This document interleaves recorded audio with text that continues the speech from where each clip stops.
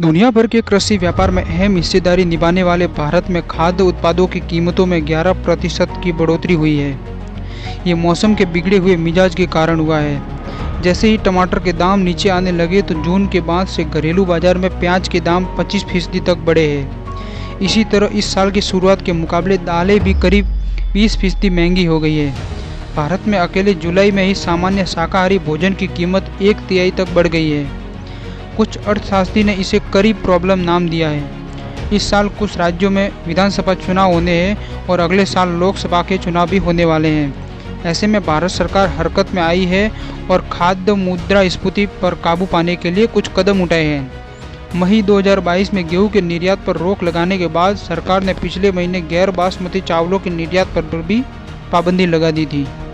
हाल ही में वित्त मंत्रालय ने प्याज पर 40% का निर्यात शुल्क लगाया है ताकि इसका निर्यात घटाकर घरेलू आपूर्ति सुचारू रखी जा सके। विश्लेषकों का कहना है कि सरकार आने वाले समय में और कड़े कदम उठा सकती है। निर्यात पर लगातार पाबंदी लगाने के बावजूद देश के अंदर चावल के बढ़े हुए दामों में कमी नहीं हुई है।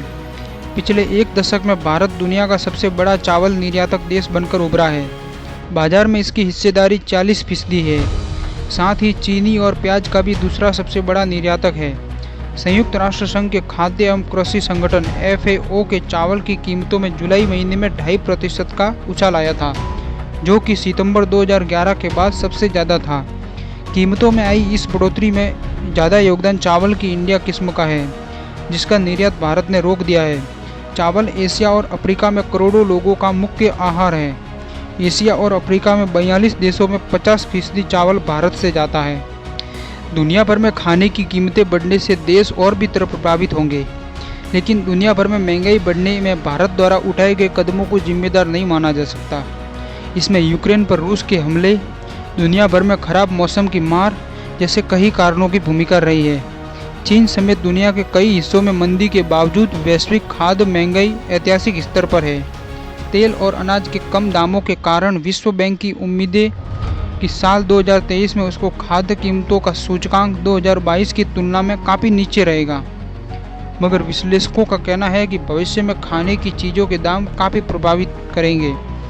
इसका असर काफ़ी ज़्यादा होगा और खाद्य बाजार पर और ज़्यादा दबाव बन सकता है। इस अनिश्चितता के बीच अंतर्राष्ट्रीय मुद्रा कोष समेत कई मंच भारत से महत्वपूर्ण वस्तुओं के निर्यात पर लगाए प्रतिबंध को वापस लेने की मांग कर रहे हैं। मगर FAO के मुताबिक सबसे बड़ा खतरा तब पैदा होगा जब अन्य देश भी अपने यहाँ खाने की चीज़ों के निर्यात पर रोक लगा देंगे। इससे वैश्विक व्यापार प्रणाली पर भरोसा कम हो जाएगा। तो भी इस दौर में राजनीतिक रूप से काफ़ी संवेदनशील है। भारत में पहले भी फसलों की बढ़ी हुई कीमतों का असर चुनाव पर पड़ा है, जैसे कि प्याज के दाम के कारण सत्ताधारी दलों को चुनाव में हार का सामना करना पड़ा है। आम भारतीय की कमाई का बड़ा हिस्सा खाने पर खर्च होता है। ऐसे में खाने की चीज़ों के बढ़े हुए दामों की वजह से लोगों के पास आने वाले त्योहारी सीजन में खर्च करने के लिए कम पैसे बचेंगे और उनकी आर्थिक स्थिति और कमज़ोर हो सकती है।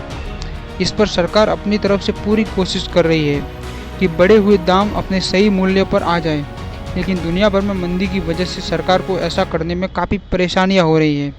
लेकिन जल्द ही हालात सुधरेंगे।